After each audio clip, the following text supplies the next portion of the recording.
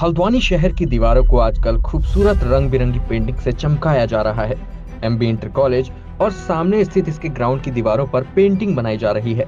In wall painting में उत्तराखंड समेत अन्य राज्यों की संस्कृति की झलक देखने को मिल रही है। उत्तराखंड की महिलाओं को पारंपरिक वेशभूषा में इन वॉल पेंटिंग के माध्यम से दर्शाया जा रहा है। जिला प्रशासन नैनीताल की तरफ से इन वॉल पेंटिंग को बनवाया जा रहा है।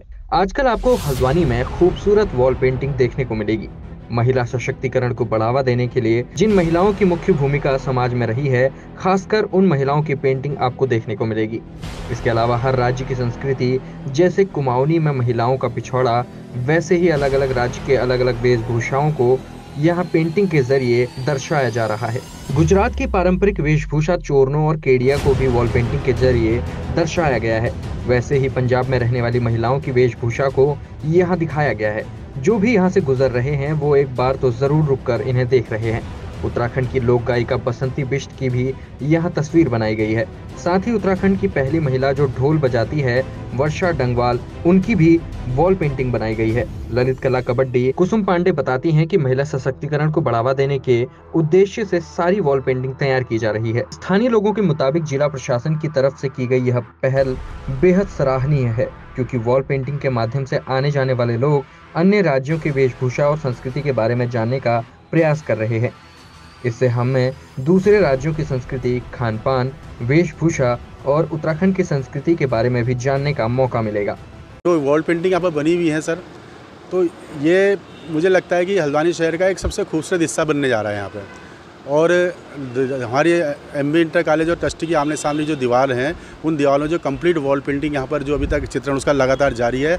और ये अल्मोड़ा के स्टूडेंट हैं, मैंने जानकारी ली थी, वहाँ के फाइन आर्ट के स्टूडेंट हैं सारे। अल्मोड़ा फाइन आर्ट वहाँ, क्योंकि अल्मोड़ा में ही फाइन आर्ट है ग्रेजुएशन लेवल पर और पोस्ट ग्रेजुएशन लेवल पर, तो उन्हीं के सारे स्टूडेंट हैं। तो वो लोग ये चित्रण यहाँ पर कर रहे हैं। और चित्रण जो है पूरा हमारा भारत देश का एक छोटा सा स्वरूप यहाँ पर इस चित्रकारी के माध्यम से देखने को मिल रहा है। वहाँ का कल्चर, वहाँ की संस्कृति, वहाँ के नृत्य, वहाँ के वाद्य यंत्र, और ऐसे बहुत देश की महान विभूति जैसे मैरी कॉम की यहाँ पर फुटबॉल जैसे अनुकरणीय युवा खिलाड़ी रहे हमारे देश के, जिन्होंने हमारे विदेशों में नाम जिन्होंने रोशन करा, ऐसे सारे खिलाड़ियों की चित्र जो यहाँ पर बने हुए हैं। तो ये अपने आप में बड़ा सुंदर लग रहा है। और मैं देख रहा हूँ कि हर कोई व्यक्ति रुक करके प्रत्येक चित्र को देखते हुए जा रहा है। और अभी इसी नाते मैं भी देखने आया था, चूँकि विद्यालय में हमारा जिला बास्केटबॉल सेशन का एक मैच यहाँ पर चला, तो इस वजह से मैं यहाँ पर विद्यालय के अंदर आया था। हालांकि विद्यालय में अवकाश है, तो ये सब चीज़ें हैं। और क्या, ये जो वॉल पेंटिंग हो रही है, ये अभी 30 तारीख को एक महिला सशक्तिकरण पे बहुत बड़ा इवेंट हो रहा है यहाँ पे, तो एनसीसी ग्राउंड में। तो जिसके लिए हमें जिला प्रशासन ने जो निर्देश दिए हैं, क्योंकि महिला सशक्तिकरण है, तो हमने महिलाओं को ही रखा है सारी वॉल्स पे। तो जैसे कि हम जानते हैं कि महिलाएं हमारे जो संस्कृति है, हमारी परंपरा है, उसको बहुत खूबसूरती के साथ वहन करती है, चाहे वो किसी भी राज्य की हो।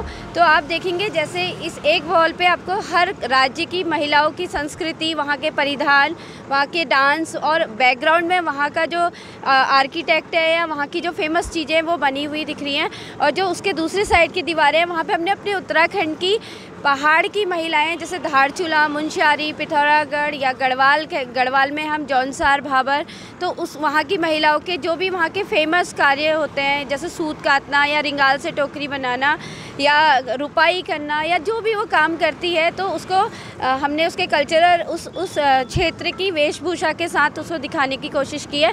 तो एक दीवार पे हमारे पहाड़ की महिलाएं बड़ी खूबसूरत ढंग से आपको दिखेंगी। तो